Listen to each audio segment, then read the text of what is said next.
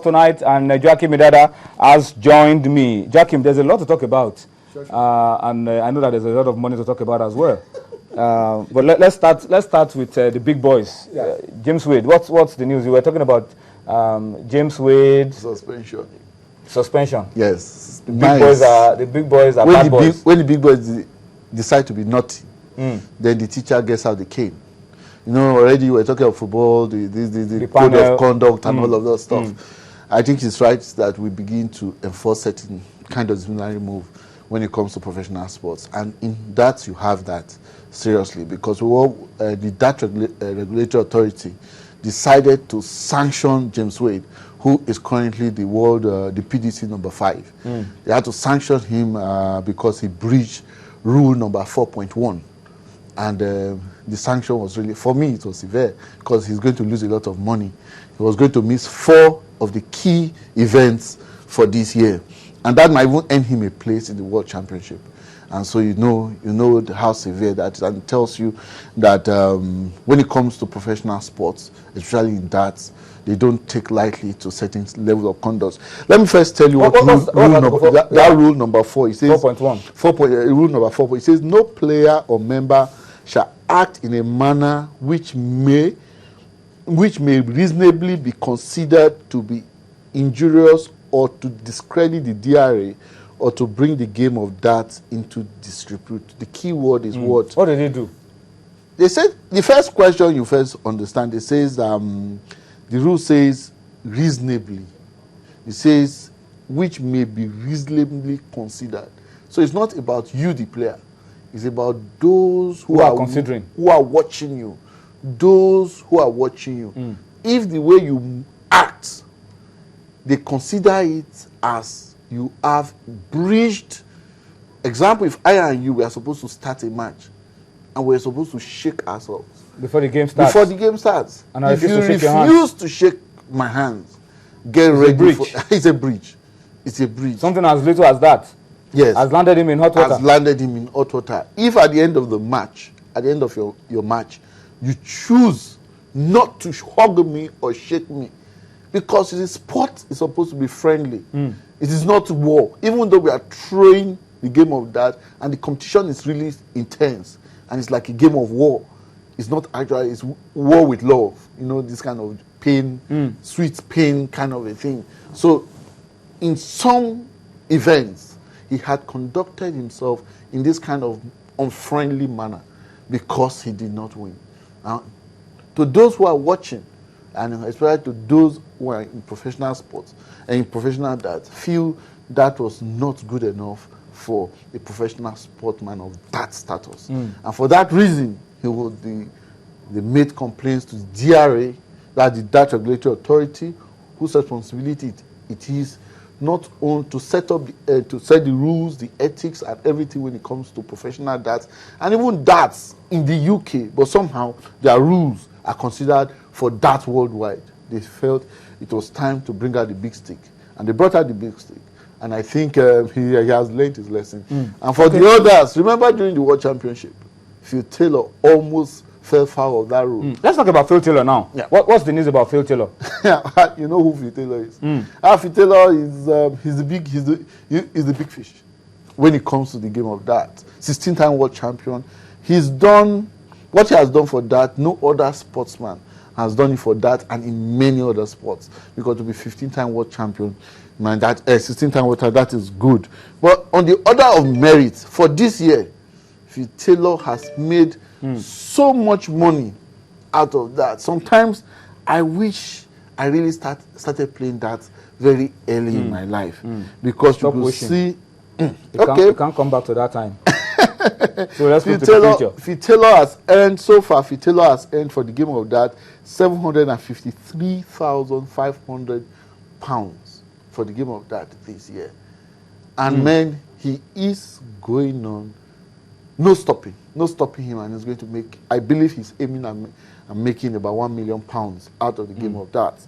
And you can see next to him is, we call him Michael, the whiskey, Ivan the Terrible, the man who fears no one, pulling down the dance and making them look like small Lilliputians, and he had just earned half of that amount, and that about half of that, that's about £465,000. About that, then you have Andre Lewis, former world champion, who has earned £418,000.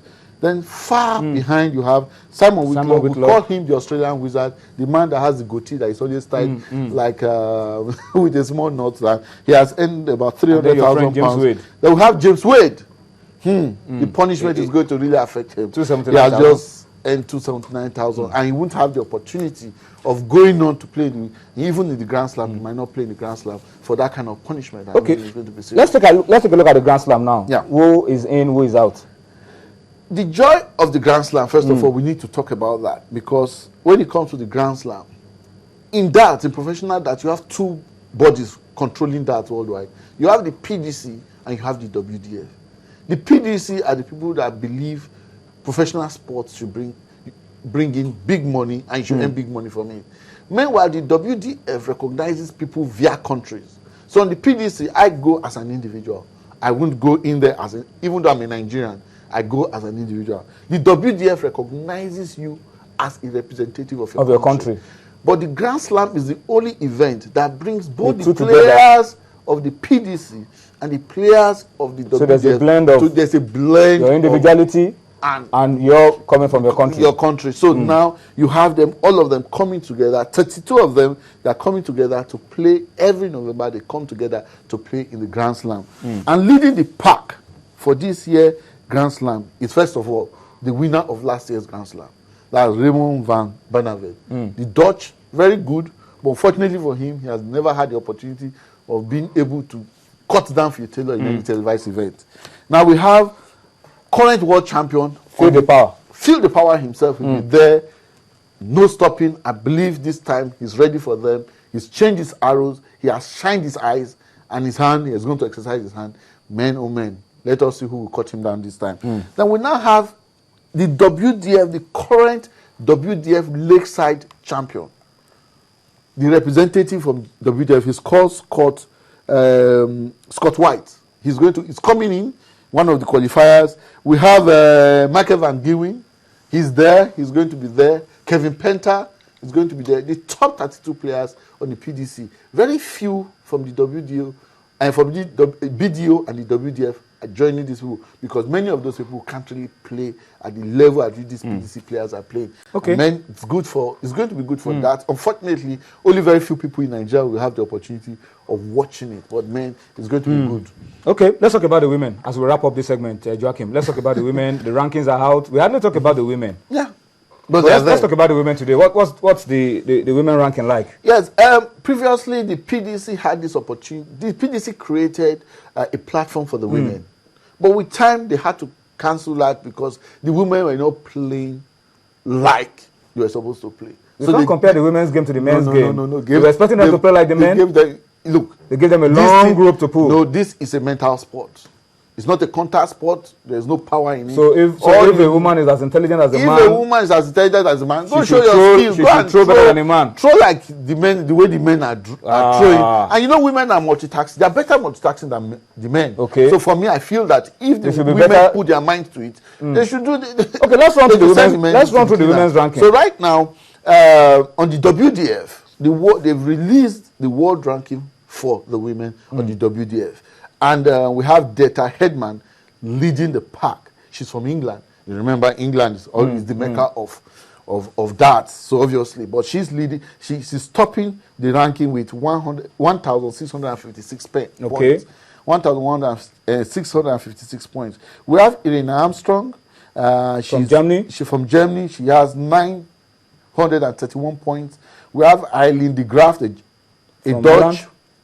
930 points. We have Trina Gullivan, former world champion. She has, from England, she has 856 points. And we have Gove from Wales. She just have... No Nigerian? No African? No, they are Africans who want to go to that. Please don't mention Nigeria. Okay, no Nigerian. But they will soon get there. Africa. Okay, let's Africa. Okay, the best African is rated 76.